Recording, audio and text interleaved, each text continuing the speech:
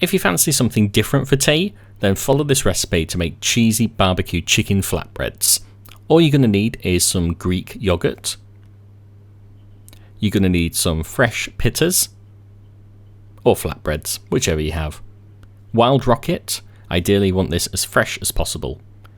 Some barbecue sauce, we've gone with Reds, but honestly you can use any barbecue sauce of your choosing.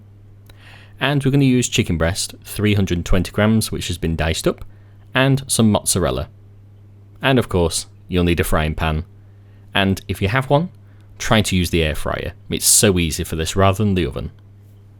So to start off, you just want to add your diced chicken to a pan that's been preheated with some olive oil. Get the pan nice and hot, and you want to cook this off until the chicken is of course cooked. But after it's cooked, let it sit in the hot pan and develop that kind of almost charred kind of caramelization taste. You don't want it burnt and you don't want it dry, but you don't want it so it's just cooked. You want it cooked a little bit longer. And whilst I'm doing that, I'm just going to weigh out 50 grams of the barbecue sauce that we've chosen. Once your chicken is cooked, then I'm going to add this to my chopping board, and what I'm going to do with this is basically rough chop it with the edge of a knife. You can shred this if you want to, or if you'd rather have whole pieces of chicken like this, it's completely up to you. I prefer it chopped up just a little bit, so just take your knife and just roughly dice it up, for as long or as little as you want to. It's up to you if you want really small pieces, but try not to make it too small. Once you've cut up your chicken, you want to add this directly to your bowl that has the barbecue sauce. Make sure you stir it completely all the way through. Make sure every last bit of chicken is completely covered in the barbecue sauce. Again, you can add more barbecue sauce if you'd rather, but the aim here is just to coat it before then we cook the actual flatbreads. We don't want too much because it's going to leak out the sides, and you can always add some more later. Now that you've done that, you just want to take your mozzarella and you just want to cut it into slices. Doesn't need to or not, you just want to cut it into roughly even slices. This is what you're going to add to your flatbread before it goes into the air fryer.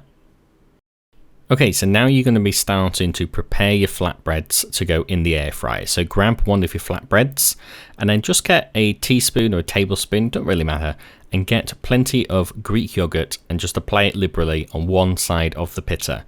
Then you're going to take half of your chicken that you've made and you're just going to apply that straight onto the Greek yogurt. So again, you want to make sure you're just doing this on half of it, because of course it's going to be folded over.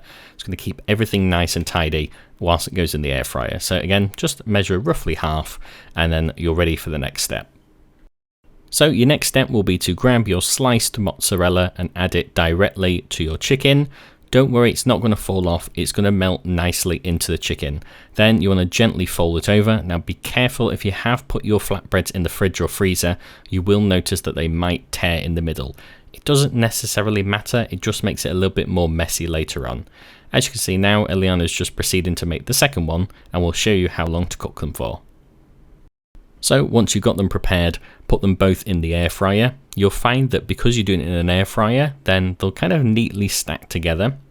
Put them straight in. You're going to set the air fryer for 200 degrees and you're going to set this for just 5 minutes. So pretty much 5 minutes of prep, 5 minutes of cooking, and you're golden. Once you've done that, take them out, make sure that you're happy with how they look. The cheese should be nicely melted inside it. Again, if you want to add some more barbecue sauce, then you can do at this next stage. So we're just going to gently open them, add some more barbecue sauce to taste, and this is the stage where you'll add your fresh rocket. This kind of adds an extra taste to it. You can use some different herbs if you'd rather, but we found that rocket is the really perfect herb for this. Once you've done that, simply close them back up and dig in. If you like the look of this recipe, then please try it out for yourself, like the video and comment whether or not you've tried it and what you thought. And subscribe for more videos in the future at swappershoppers.co.uk.